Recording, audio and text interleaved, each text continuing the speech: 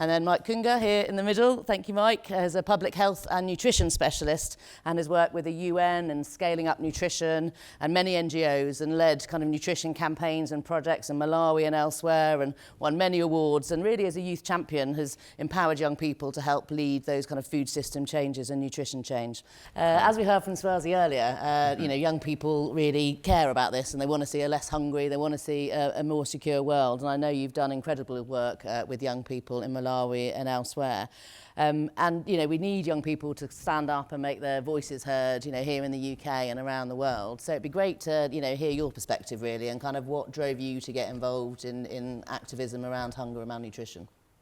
Yeah, I think, first of all, I think we need to embrace that young people, the population right now is very, very huge compared maybe to the past.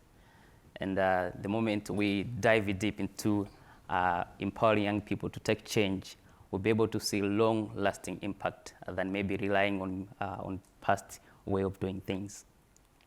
And I think a lot has been said in terms of hunger and malnutrition.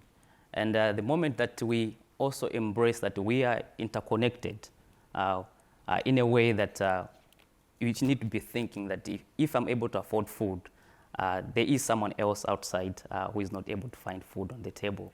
And the issue of hunger and malnutrition, it looks maybe simple as we are talking, that hunger and malnutrition, but when you go into the communities and you really experience the actual hunger, when a mother is telling you that I've stayed 2 days without eating and yet she is breastfeeding, then you'll be able to understand that this is really hunger. So before I started my career as a nutrition and public health expert, there has been so many careers in Malawi. People would go into different opportunities. I chose to make sure that I empower my own communities. I learn about nutrition. At the same time, I reach out to my community to tell them about the issues about nutrition and the importance of food. And it doesn't really also take a lot of money or also a lot of resources or time.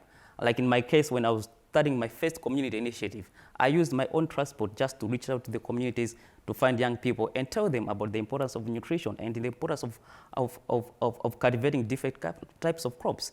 And these young people are able to send the same information to the communities, and in that way we're able to achieve some kind of food security. At the same time, people are able to eat diversified food. So it doesn't really take a lot, but I think through our capacity as young people, through our innovations, we can be able to drive that change. And I'm also reaching out to a lot of young people, even in the UK. It doesn't mean that you have to go out to rural communities in Africa for you to achieve that particular change. Right now we have the social media, we have all that kind of interconnectedness. We can use that opportunity. At one point in time, talk about the dangers of malnutrition, talk about issues related to hunger. Someone in the community who is able to afford a smartphone, they'll be able to capture the same information and they'll be able to make impact in their community. Thank you. And climate change, again, as we've heard, a huge issue for young people, but everybody and the world, and lots of interconnectivity there. And we know that it's having a huge impact on food security. I was listening to the Development Minister on Monday talk about what he saw in Niger and the amount of land which they were losing on a daily basis for food production. So I wondered if you could, you know, if you've seen the impact of climate change in Malawi and what kind of, how you think those two are interconnected.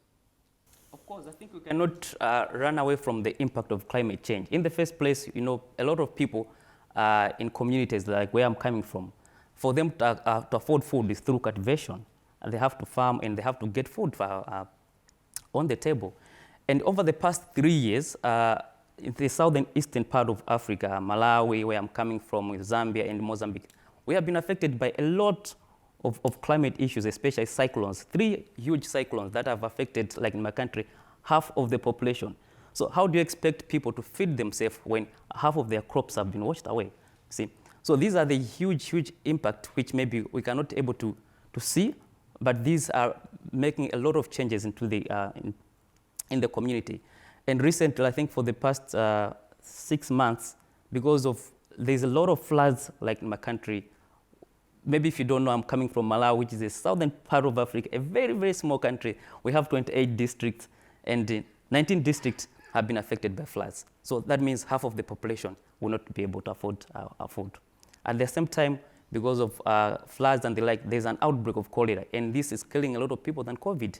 Right now we have more than 240 cases of COVID, and of cholera, and around 1,300 children have died because of this outbreak of cholera. So all these are really related to climate change. Thank you, Mike. I'm really pleased that you're on our Global Leadership Council to be able to share all your insight and expertise.